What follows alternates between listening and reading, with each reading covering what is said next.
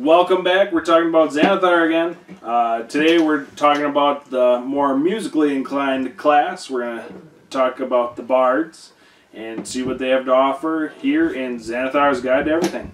Stay tuned. So the bard today, we brought our bard to talk about some bard colleges. First impressions, what do you think? I think that after looking at, making my own bard, looking at these and looking at the old bard, I don't think the bard is any better or worse than he used to be. The old bard, you had the lore, which is magic, magic, magic, and for those that were, a real experienced player, they went with it to grab all the buff spells to make themselves really good fighters and or archers. You had the Valor one, which was just like, oh, all my comrades, here you go, here's more damage. So they were both really good, but these other three are just as good. They're just different. Okay. Let's talk about the College of Glamour. I was reading through it and I was like, holy cow, that's a really neat ability. And I read the next one, I'm like, holy cow, that's a really neat ability. I really like their 14th level ability. Then again, who doesn't really like 14th level abilities? But you permanently change your appearance to be like a fairy creature. And then for 1 minute, or in addition, as a bonus action, you can assume the magically majestic presence for 1 minute or until you are incapacitated. So you just become this super beautiful, scary, beautiful creature. There's nothing in the world of D&D that looks better than you. Yeah. So, for a bard, that's totally what that character wants to do. They want to inspire everyone they can. They want to tell the best tales. They want to look the prettiest. And College of Glamour, that's the way to go. And the best part about the College of Glamour is, at level 3, you basically, you don't get your level 14th ability right away, but you can do basically what you do with the level 14th ability a certain amount of times per day.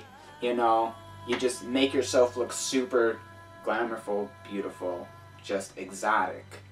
And it gives all your teammates temporary hit points. Yeah. Amongst a movement speed.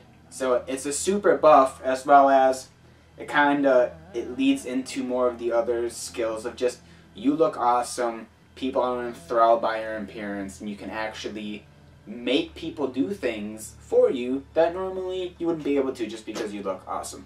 Yeah, right? With the level 6 ability, the Mantle of Majesty, you can start throwing out command spells without burning the spell slot. Huge. That is a huge ability. And not only that, we're talking about this movement speed and temporary hit point buff. Along with that, you're also throwing out your inspirations. That's an additional D6 on rolls up to D8s, up to D10s. I really like College of Glamour. I give it a thumbs up. Definitely a thumbs up. Once again, I wouldn't say it's better than the original Bard classes. Not better, but I like it. It's more specialized.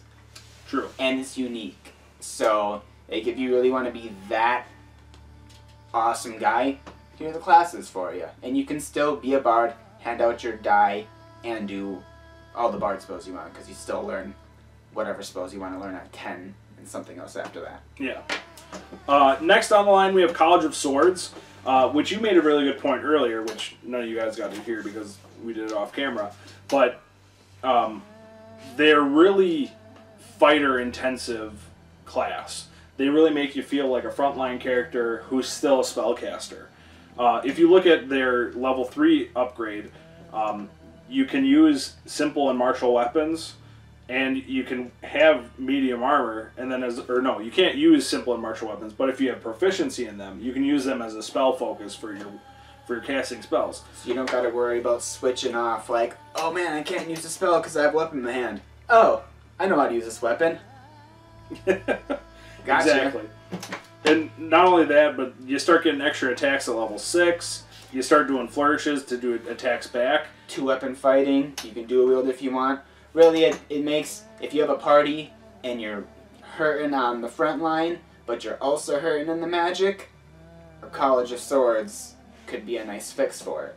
Right? And they even just in the description of it, they give in the blurb, the College of Swords, this is what they represent. they give the example of someone who's living a double life of being like a carny, this guy in the carnival, and then he's going around assassinating people and then going on with the town. I think that's just flavor-wise and play-wise. I think the College of Swords, again, they did a really good job here in Xanathar's Guide to really personify that different style of bard. And again, I give another thumbs up to the College of Swords. Lastly, we have College of Whispers. My favorite. Which... And is also Matthias Black, also known as Hazard, in our current campaign. Yeah, Hazard is a College of Whispers. And tell us a little bit about it.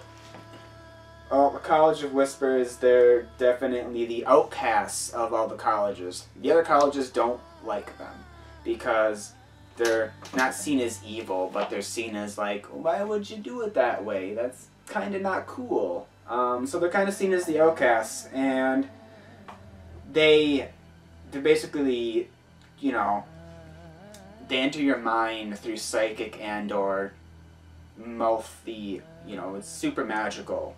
So they enter your mind, and they just convince you to, you know, talk, do things, be your ally, or just not do anything at all. So, kind of like a sneaky magic character. And not only that, but like the Psychic Blades ability at level 3, just expending an inspiration die, which usually only gives a d6 at 3rd level, to do an extra 2d6 damage. So already you're outpacing the Valor Bard by doing an extra d6 damage just on all your regular bardic attacks. Unfortunately, or fortunately, that's only for the Bard though. So instead of the Valor Bard giving out 1d6 to everybody, you do the damage now, so you're doing an extra 2d6.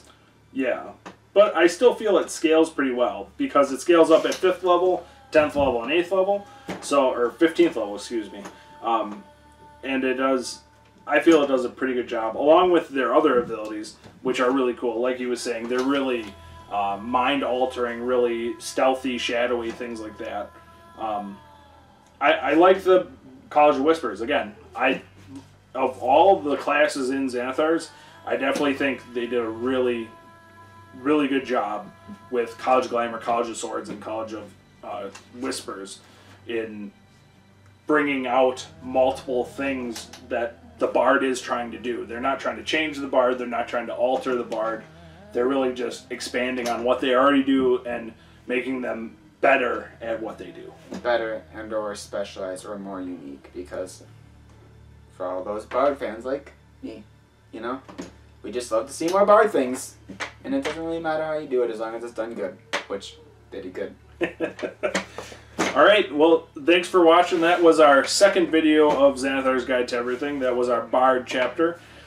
We are going to be hitting through all the things in Xanathar's Guide, so stay tuned, and we'll see you at the table.